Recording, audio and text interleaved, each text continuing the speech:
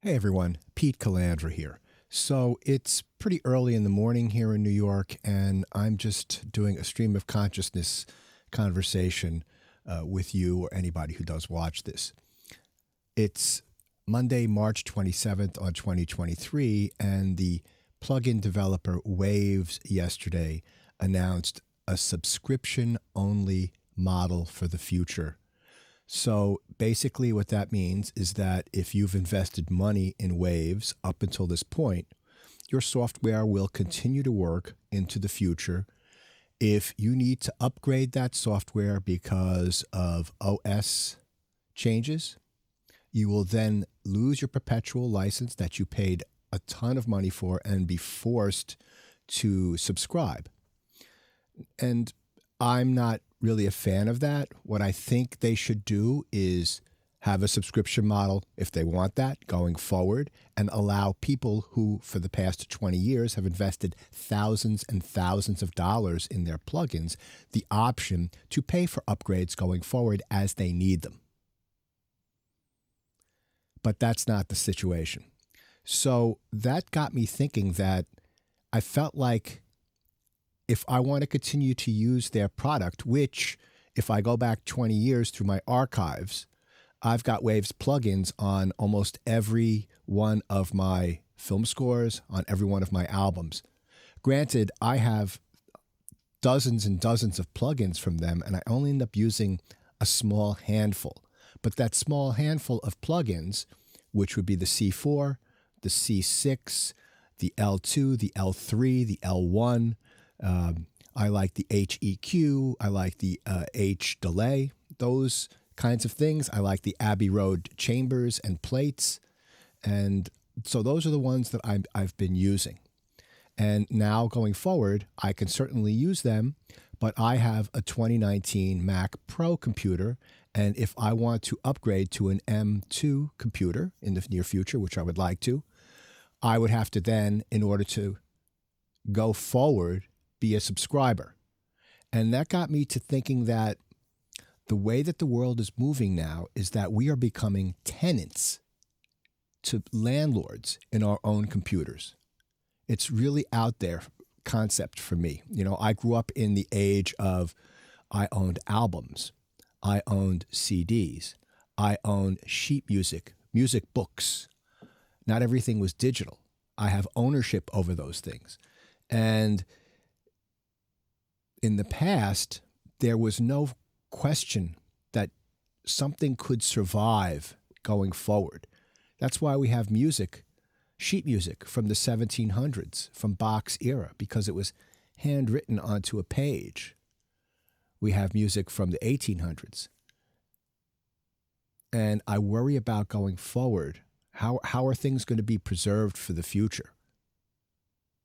It's really a strange concept to me that we're getting less and less about owning things and more about a few people in these industries creating software, and then in the middle of the game they change the rules, and then you no longer own or have a permanent license for that software. It's something that's already affected me personally. My first sequencer was Vision in the early 1990s, then Studio Vision, then Studio Vision Pro. And I created a really quite a bit of music using that software. And then they got purchased by Gibson, the guitar company, Opcode. And there's all sorts of stories out there about what happened to the code or whether it was purchased for a tax write-off. I wasn't there. I don't know anything more than it was purchased by Gibson and then the software ceased to be developed. Apple changed from OS 9 to OS X, OS 10. And that made OMS, which was the software that ran in the background that allowed your software to communicate with external devices, MIDI devices, things like that, no longer worked. And all the code that was written for OS 9 had to be updated and recompiled into something that would work with the new operating system architecture. So I limped along for a few years, till 2004, I believe, using Studio Vision.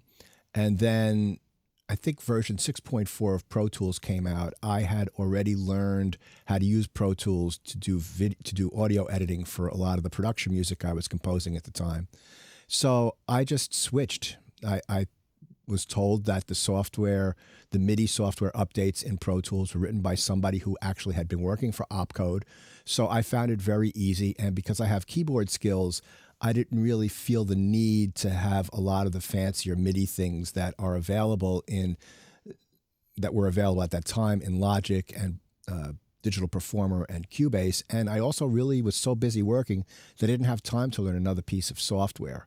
And so I really never upgraded. But then I had over a decade's worth of music that was impossible for me to access, right? So eventually what ended up happening was I figured out that if I could just export everything as standard MIDI files, they would open up in the new operating system, and I wouldn't have the sequences, but I could import them into Pro Tools or Logic or whatever software you wanted, and then I could try to recreate.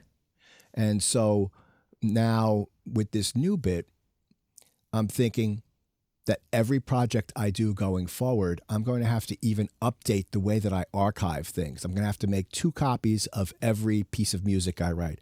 I'm going to have to make the copy that has all the plugins instantiated, and then I'm going to have to make a copy where every track is committed with the plugin chains there. And then I'm going to have to store those as WAV files and a standard MIDI file, as well as the Pro Tools session. So it adds extra work. But again, it's just like the whole thing becomes that the ownership of the things that make your art are being owned by somebody else. And again, you're like a tenant in your own computer. So now I know that that's a bit of an exaggeration, but I think that the concept works, is valid. You know, you just, how do you archive things? You know, how do you go forward with the instability of these institutions that have been around for 20 years, like Waves? And from my perspective, I don't like a lot of their plugins, but the ones that I use, I really like and I use. You know, the Abbey Road stuff is very nicely done. The compression stuff, the C4, the C6, the mastering stuff I use, you know, I'll be able to find alternatives to those. Fab Filter makes great stuff for that.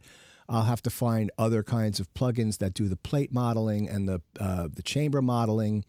But it gets you to thinking, like, none of this stuff is permanent. You know, it's really, nothing's permanent, you know, and so you have to prepare for the impermanence. Anyway, what are your thoughts on this? I'd like to know. And this is just sort of a stream of consciousness post that I'm going to pop up on my YouTube channel, and I'd really like to hear a discussion from you. I don't know if I'm going to ever use Waves again going forward in any of my projects without rendering it, and I certainly am not going to be paying $250 a year for software that I paid thousands and thousands of dollars for. Now, if they change their policy and say, those of you that have paid for this stuff, you'll be able to pay and upgrade when you want. And if you want new stuff, you have to subscribe. Well, that's a different story. You know, I feel like they're honoring the past and preparing for their new way of being landlords of their software. But at least those of us that have been supporting them for decades now, I think I've been using Waves products since the early 2000s, that's being honored and not being disrespected or thrown apart. But hey, I'm an old guy. They want to have, 25-year-old people doing their stuff with it, and I'm the past, and they want looking for the future. It's the way it is. Hey, boomer, get off my lawn. Anyway, let me know your thoughts on this. Thanks for watching, and I'll catch you on the next one.